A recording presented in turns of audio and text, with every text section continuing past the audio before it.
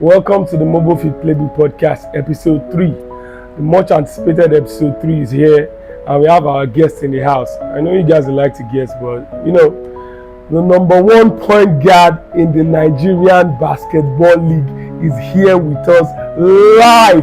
Here with me is our guest, Tolani Buhari. Welcome, Tolani Buhari, for gracing the M-Fit-Playbook podcast. We are happy to have you here. My name is Tolani Buhari. I play for Lagos Legends.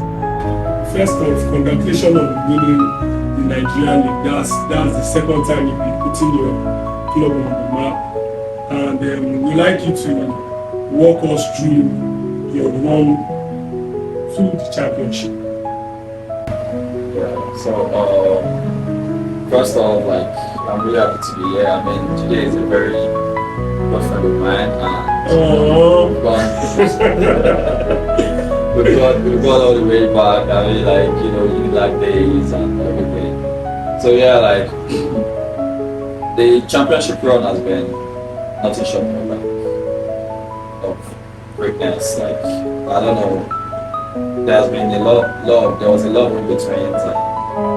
The main thing we were able to triumph, and then we came out. It wasn't that easy run, like I said, there was a lot in between, players adapting, coaches adapting, a lot of technical issues, all the things without that. But then the main thing is how, as a team, collectively, as a group, how you guys are able to scale through most of all these things that happen, because issues with our rights. But it's what really is a terrific experience for me. Yeah, we were on the sidelines and we could see how tough the opponents were and how intense the games were. And it's a good thing to see that a particular team with young guys that have the drive were there to, dethrone the rival pass that have taken the Nigerian league as a birthright. So it was a good thing to see. I would also like to, you to explain to the audience what it means to be personally. Winning the league the second time, what does it mean to be personally?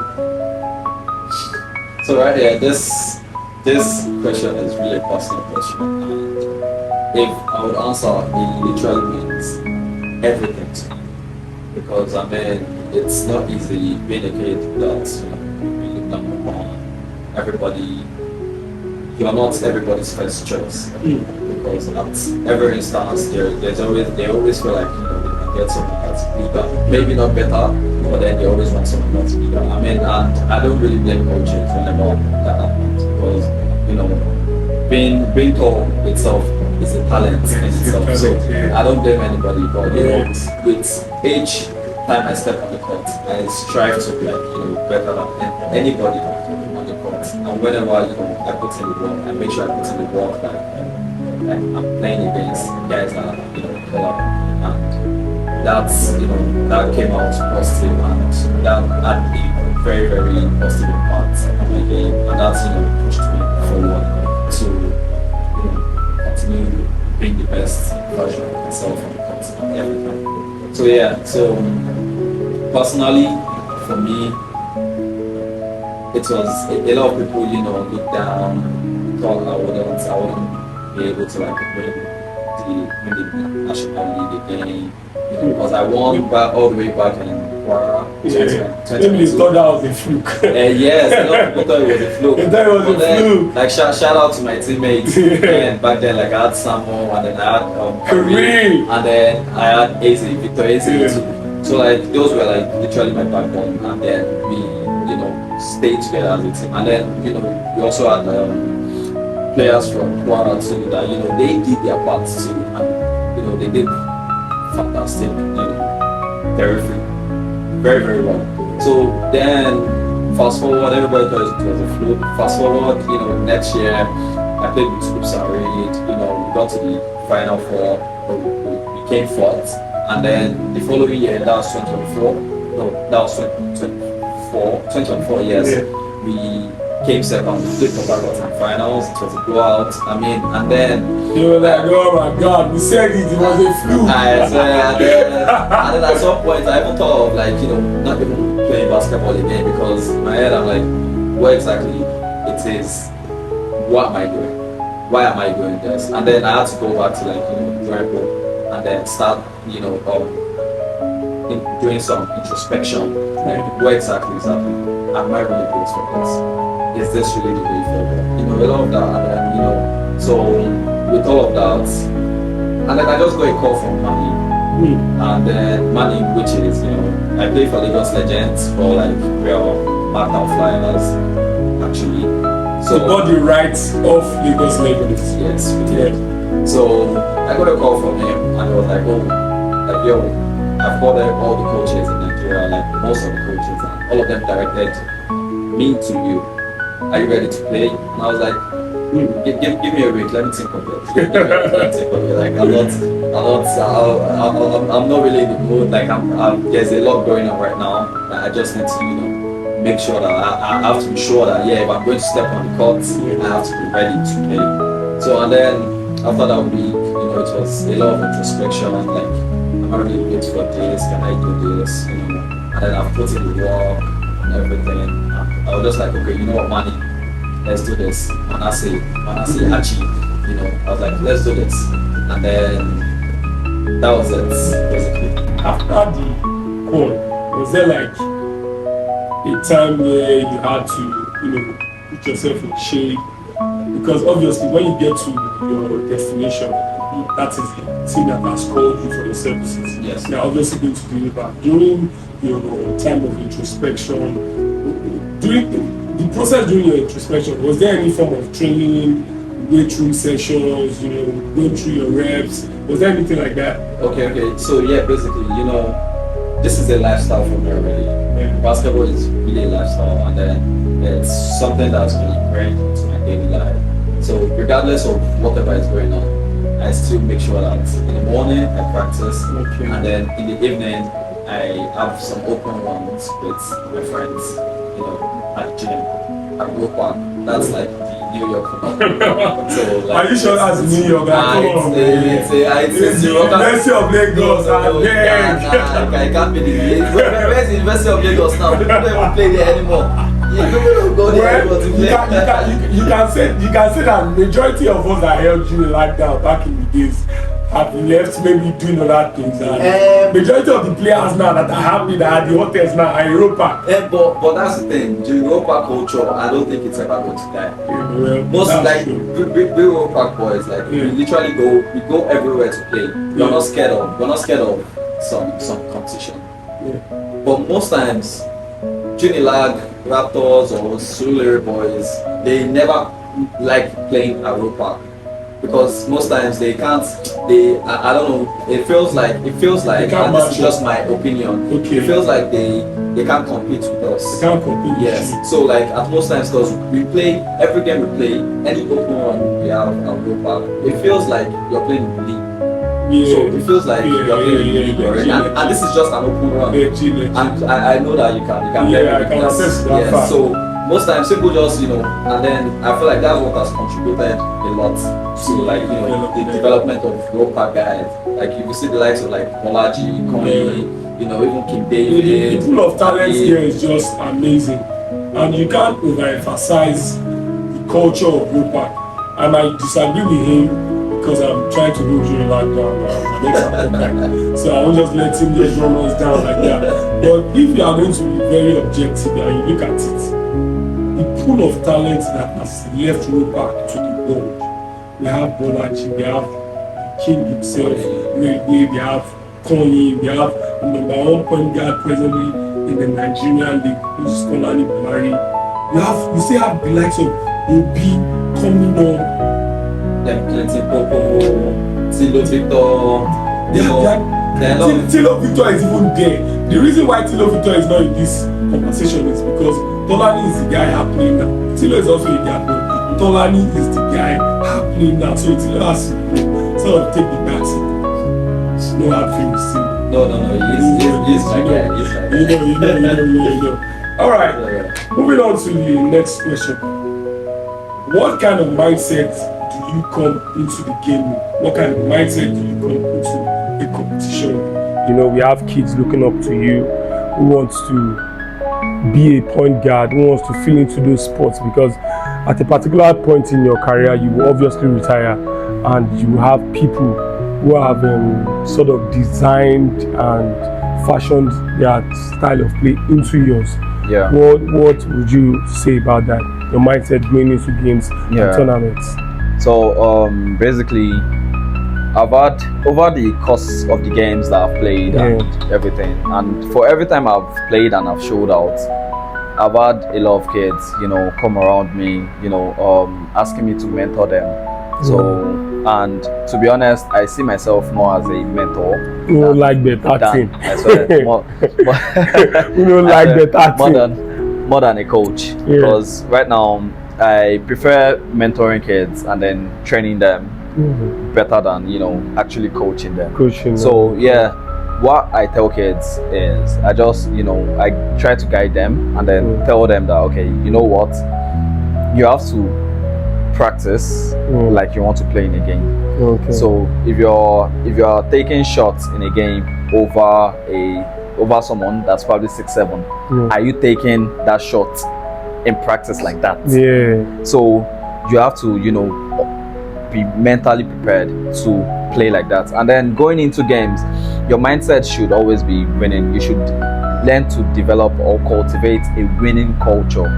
So you should hate losing, because there's no losing. Exactly, yes, because there's no way you're going to play any game and then you'd lose and then you should be comfortable with that. Yes, no, it's not a good look on any player if you want to be great. So yeah, I go into games, you know, preparing myself that way. When I got a call from Manny, the first thing I asked him is, Manasseh, like, are you going all the way? This team, are we going all the way? What is your plan? That was the first thing I asked him. What is your plan? I'm not about to be a part of, you know, any team that don't see themselves as winners, or they're not about to win. And then yeah, he confirmed it. Was like, yeah, like, the only missing piece is you. Like, we have, you know, all these other players around, and you know, we just need someone to just, you know, guide them through and then, you know, take us to the promised land. And then with that, we, you know, sort of come to like an accord, and you know, that was how everything played out, and eventually we got the win. So like, when it comes to the kids and the young lads, you know, out there, like, you have to prepare mentally. That's just it. You have to prepare in practice mentally, and then you really have to go out. You have to go out. You can't get your foot off the pedal. Always have to go out. So yeah. All right, thank you for the nugget. And in addition, I think I would say kids should be prepared. Yes, they have to have this mental picture of them winning. Yes, that's secondly. And definitely, you also have to be coachable, because there was no way you got to the level you are now without being coachable. Yes. You have to be disciplined. You have to be accountable. I think the majority of the problem stems from seeing yourself doing a particular thing and getting on the floor and you are doing a different thing. Yes. And I feel those that are at the top of their game presently have learned how to go through structure. Yes. Like, for example, when I played under Waka, I played under Olumide Oyedeji, Hoops and Reed, and Comets. Yes. I learned how to play under structure. I knew that, okay, this is what you're supposed to do. This is your job description. Now we have kids that once you put them in a organization that requires them running a structure, yes, they go out of place. Yes. It's not like they are not skilled. They just go out of place. So it's a good thing that you have been able to move from the kid that worked his ass off from the foundation stage down to the elite stage. Yes, but like, I'm going to cut you off there, sorry about that, but like, I believe most of the kids I play with nowadays, the main issue isn't just about structure. So you can't overcoach a kid. You can't overcoach young kids. You can't confine them within the constraints of structure. Have to let them loose. Yes, because when you actually think about it, the way and that has been what has worked a lot for Ropak boys. If you look at all of the guards in Nigeria, which particular part of Nigeria has produced talented guards as much as Ropak? Like, you can try to name one. 100%. Like, see the likes of Tilo, see the likes of Coin, see the likes of Bolaji, see the likes of all these even back people. in the days, number one. Yes, number one. Shola Alayode, yes. Props to Shola Alayode. Like, and I'm telling you, like, there's a lot of skill. The skill level is high. Yes, because if you look at the way these guys are mentioned, Tilo, Koyi, Bolaji, these guys, the way they finish, you think they are playing one pro level somewhere. Yeah. Like, even Koyi's nickname had to be, they had to call him Kyrie Sola at some point.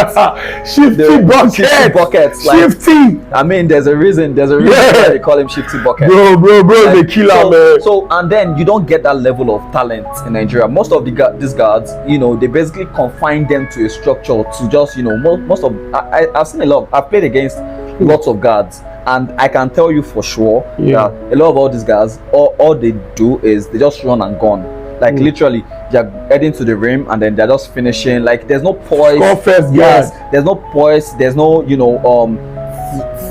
flashiness. Yes, there's no flair. Yes. There's no flair. Like, so it's more or less like they are running a rigid program. Exactly. Yes. Because one thing I've noticed, and I really understand about the game is the fans pay your money. Not literally the team management or the coaches. The fans pay your money. And what do the fans come to watch? They come to get entertained. Yes, I'm not trying to say that entertainment is like the best thing, or like you should, like coaches should. Entertainment is not the focus. Yes, it's not the focus. But like, or players should create. Like, I can't sit you on the bench if entertainment is your focus. Yes, trust me. But you still have to understand that. You still have to understand that it's the fans that pay for all these things, and I feel like that's why Nigerian basketball, we've not been able to like really market it that much, because there should be a lot of flair for the game. We cannot confine kids to doing certain things. Like, let some people go on a fast break, let them do a reverse dunk. You understand? Let them do a up and under. Let them do some reverse layups. You understand? Let them score. Let them get creative. Do you get? That way, people would love to come and watch the game. So where I grew up at the park, they taught us how to play and then how to entertain people. But then we stay within the structure. But then we are not confined to the structure. You can explore, and then you can be creative. Yes, you can be creative. So I believe that's what a lot of kids now should learn. As much as you are learning how to stay disciplined and how to play within a structure, you don't let it define you. You don't let all of that just be what you are doing. Okay. Yes. So I think what I would say is, you have all heard what Tolani had to say about playing under a structure. Doesn't mean that you shouldn't have the foundation of playing basketball. Yes, very important. You have to have the basic fundamentals of playing basketball. I completely agree. Now let's move away from skill development, what have you. What really excites you about the upcoming BAL tournament that you will be attending with Markdown Flyers? I don't know if they are going to name them Markdown Flyers or still run with the name Lagos Legend, but whichever way, Tolani is going to the BAL for the second time. And also, before I forget, do you also know that on the Kwara team that won 2022, the 2022 championship, we had 2 Lagos guards there, to buttress what Tolani was saying about the pool of talent in the guard position literally comes from Lagos. We had Karim, we had Victor Eze, we had Tolani, we had three. So any state, no, not trying, they're not rich. All right, over to you, Tolani. So going into the BL, like what exactly that makes you are smiling, that makes me excited is I got the opportunity to be there, and then I missed the opportunity due to one reason, due to personal reasons. But currently, what excites me is I just want to go there and compete. I want to go there and play my heart out. Compete. Like I've seen a lot of BL games. I followed the BL since inception, since they started. I've followed, looking at highlights, watching games, studying film. I've done all my research. I've studied the greats, like, I studied a lot of films and I've seen a lot of all these players play, and to be honest, I'm just excited to just go up against them. So I'm excited to go up against the likes of, I don't know if he's going to play. Taking the bull by the horn. You know what it is. I just want to compete. That's what is making me most excited about, going to the ball. I just want to compete, play against, the likes of John-Jack Boissy, Suleiman Diabate, Chude Dondao. Most of all these guys, they've sealed their reputation as, the best players, like in the guard level. The guard level, yes, in the BL. And, somehow I want to, get there, compete, and also seal my reputation as one of the, best guards to ever play in the BL.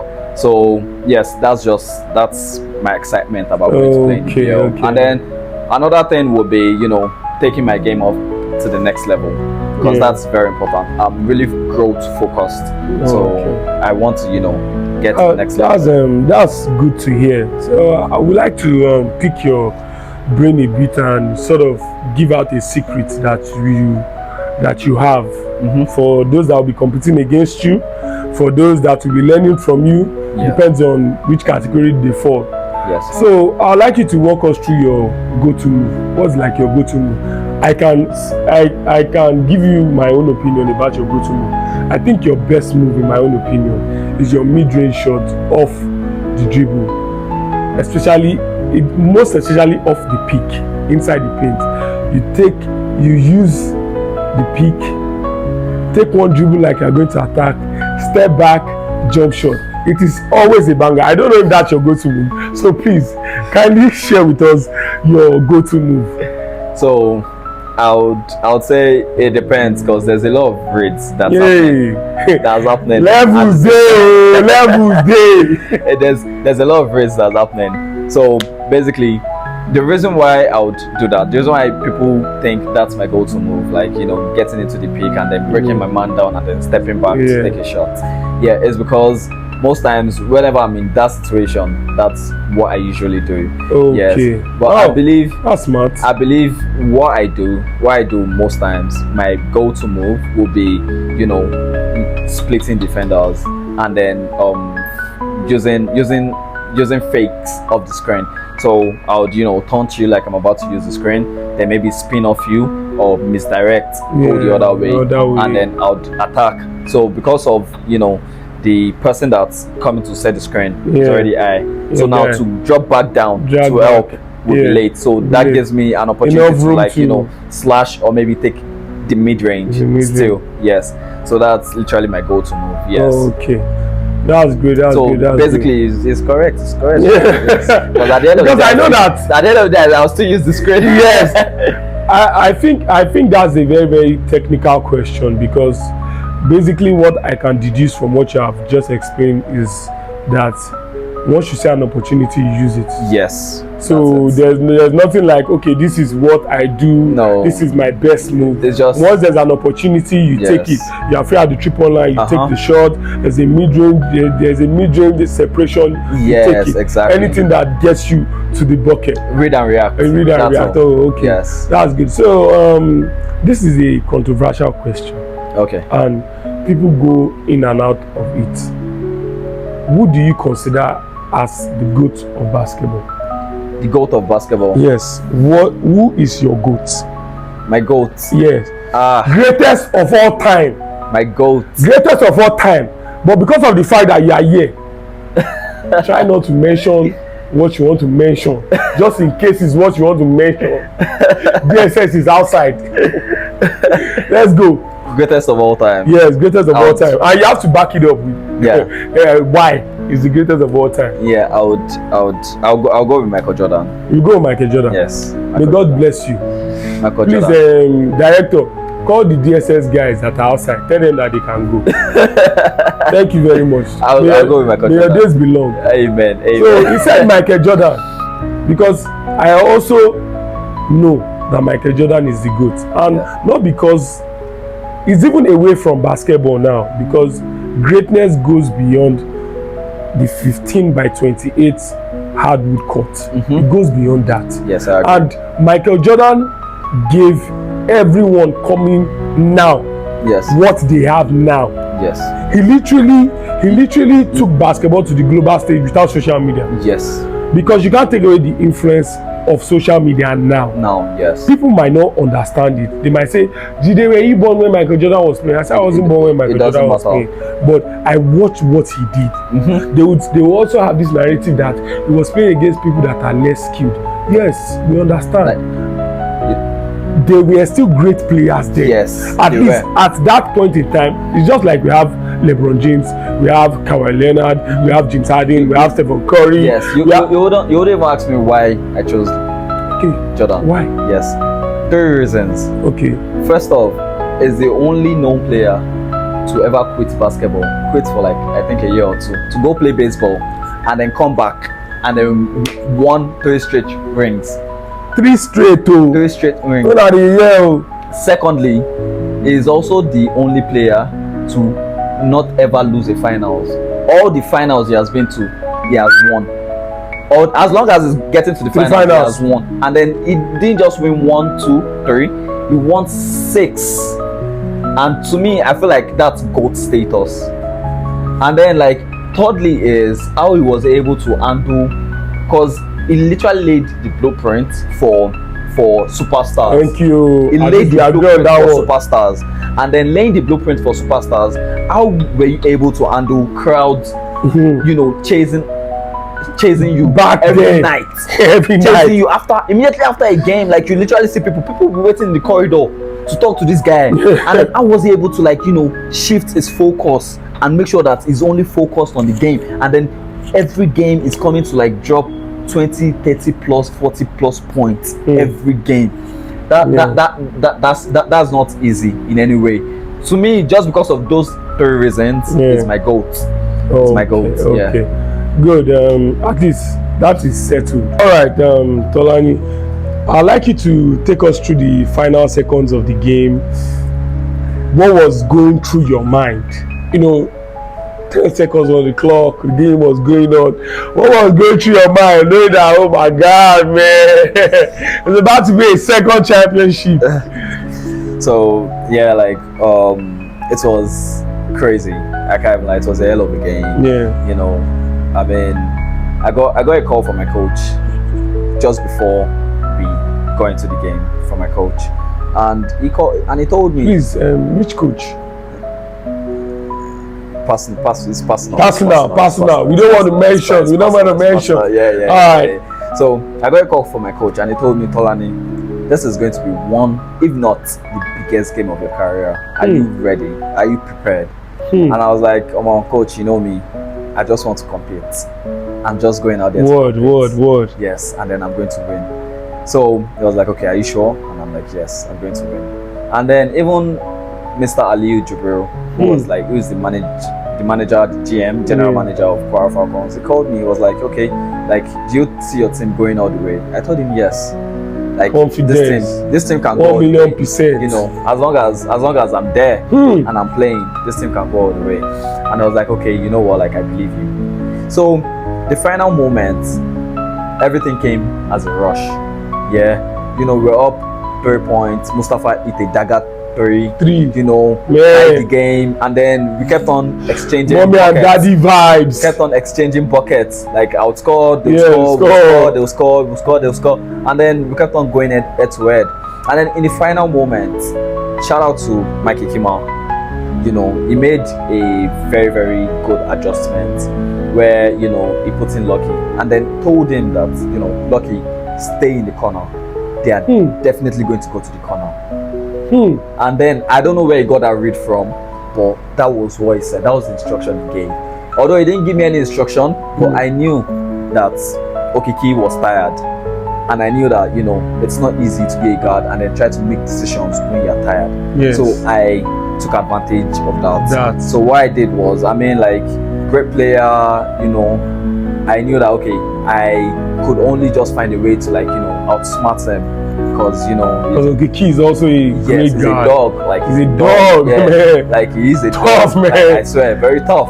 So then what I did was I realized, okay, I had to really put pressure on him. So immediately on the inbound, this is the final seconds, that's the last 15 seconds. On the inbound, I jumped right on him immediately, and then I made sure he played with speed because I wanted him to attack the bucket. Yeah, obviously, attack bucket. Exactly. Yes, and I wanted him to do just that because I know I've got my guys, at the back that that they will take care of business. All I just had to just do is play in the right way. So forcing him to attack, then he attacked I think at first he hesitated, but then when I saw he hesitated, I was like, no, we can't afford this. Then I opened it up for him, like I opened the lane. I swear, like I just opened it, I just go. And then when he went, I think then somebody showed up because Chris blocked his shot earlier, but it was ruled a goaltending. So the next one made him think twice because now Chimka was there. Chimka was ready to jump.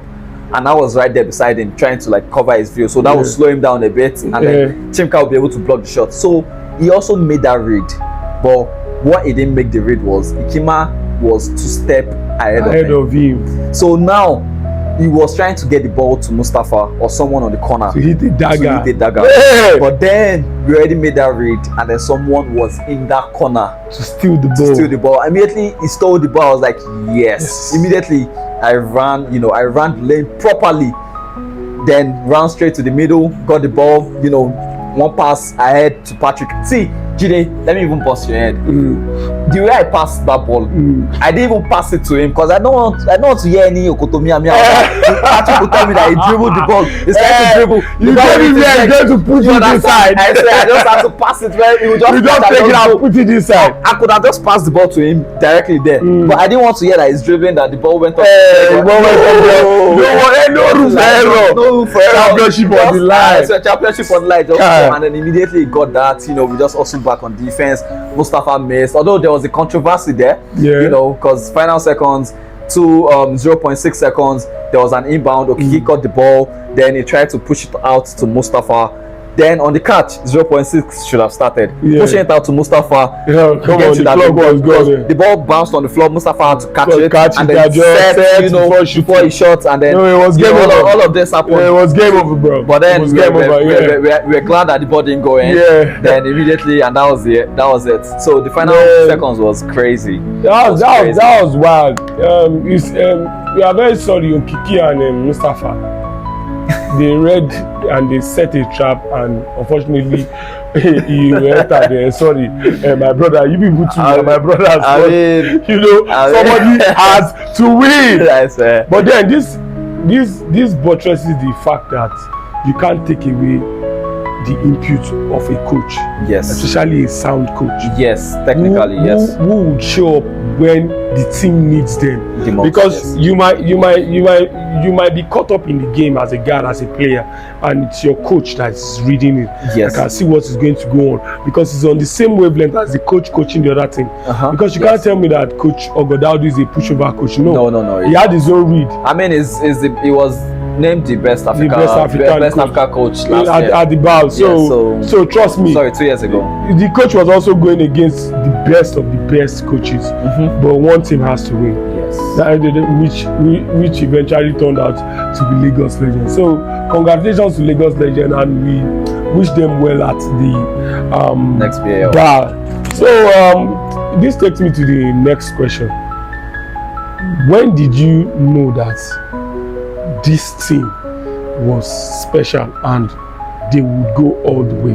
What was that thing that you saw that made you know that these are my dogs? We are going to ride it to the end. Yeah. So this is a very easy to answer question because most of the guys that I played with, I knew they were dogs. Immediately we got there.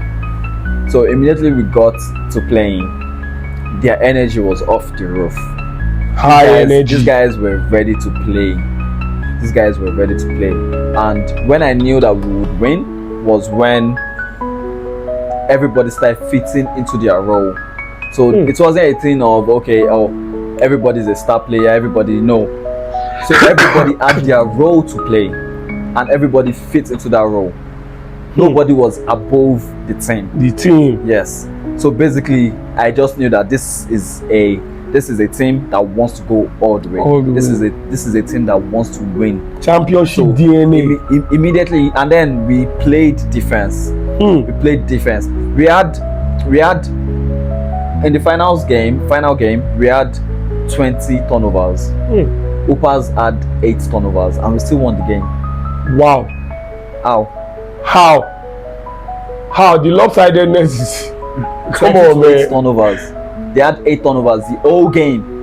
And you guys won. And that's story that we are made of defense. Yeah. We are literally made of defense. Because you used your defense to make up for your lapses on offense. Yes, exactly.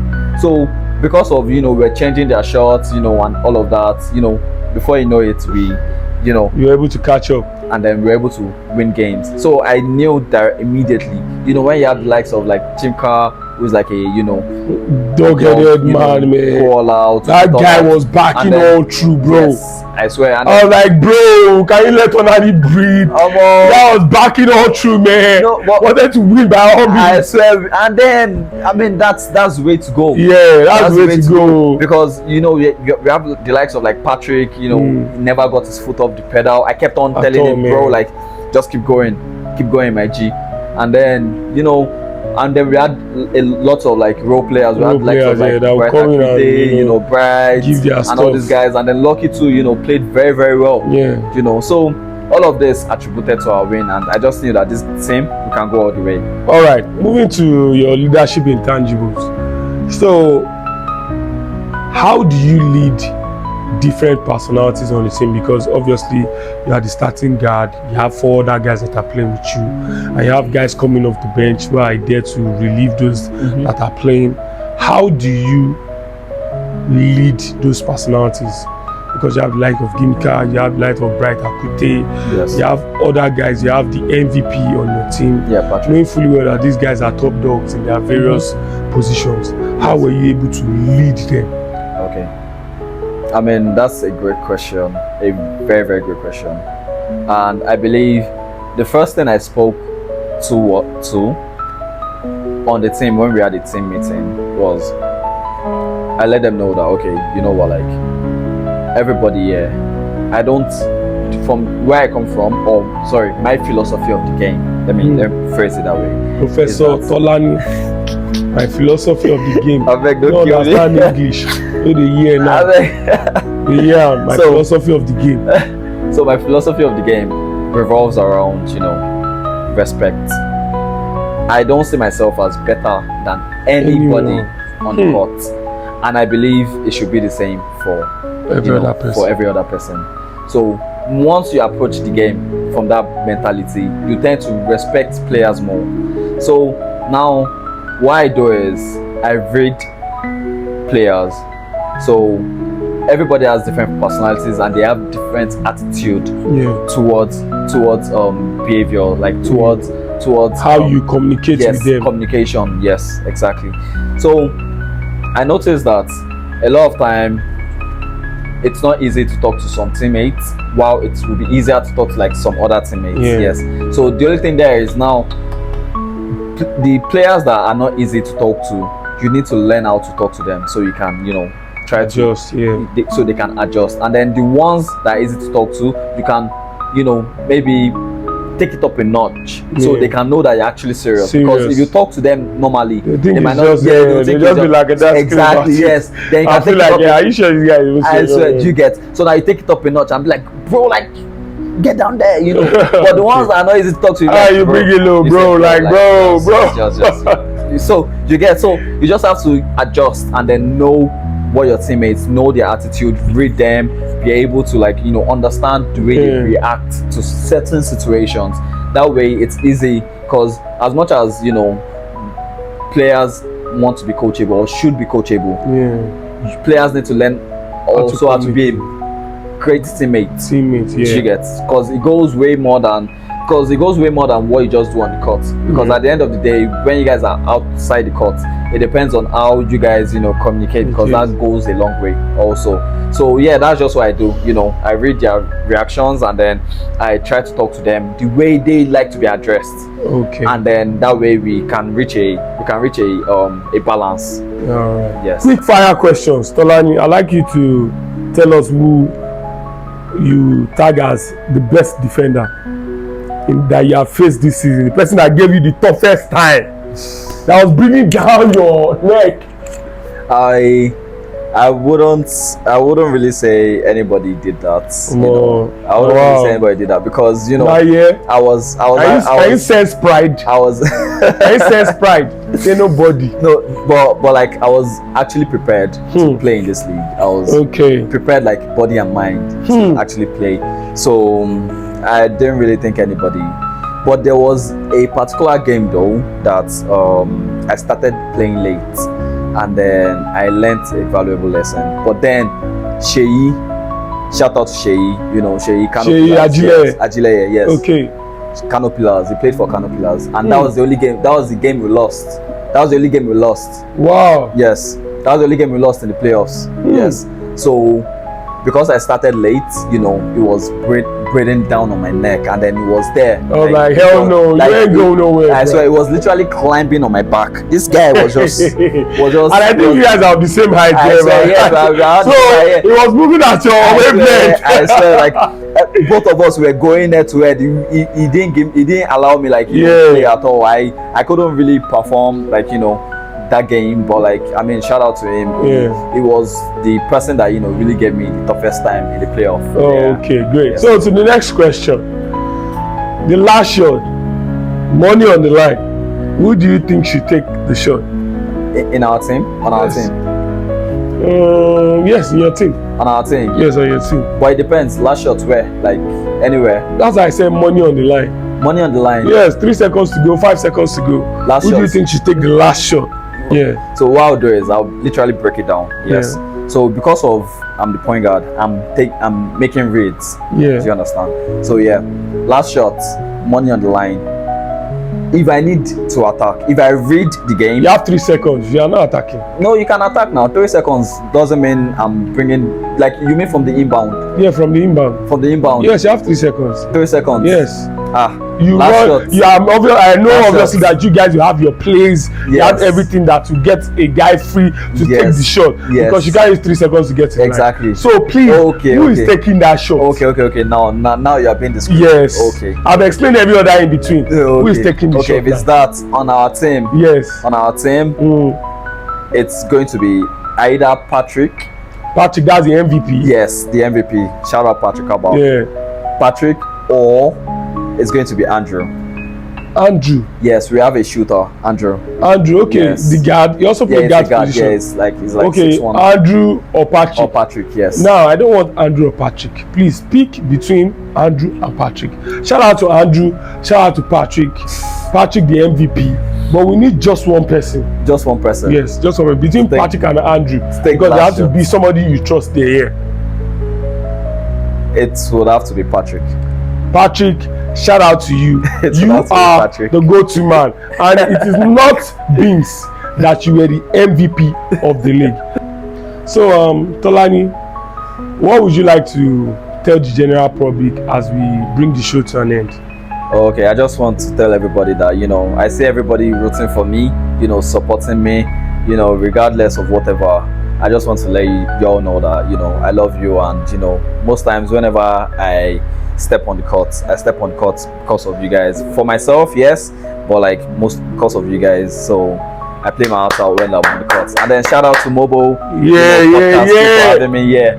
So it's a great one, really. It's a great one, and I'm forever humble. All right, I got you. Thanks, man. Bless. Yes, yeah. So we have come to the end of the M-Fit-Playbook podcast, episode 3. Shout out to Tolani for pulling up. Nice it's always greatness from here. M-Fit-Playbook podcast is an opportunity to see the game, read the game, hear from those that have played the game, hear from the best of the best. We're talking about the best point guard in the Nigerian So it is not bliss. It took a whole lot of work, determination to get to this point. Shout out to those kids that are coining their game to Tolani's genre. Yeah, I'll use the word genre because it's his style. You are copying it, so you are copying his genre. Yeah. It's fine to copy. Also know that playing like Tolani comes with discipline, accountability, effort, and ultimately loving the game and being coachable. Yes, So I'll see you guys in the next episode. Ciao. So Sensational.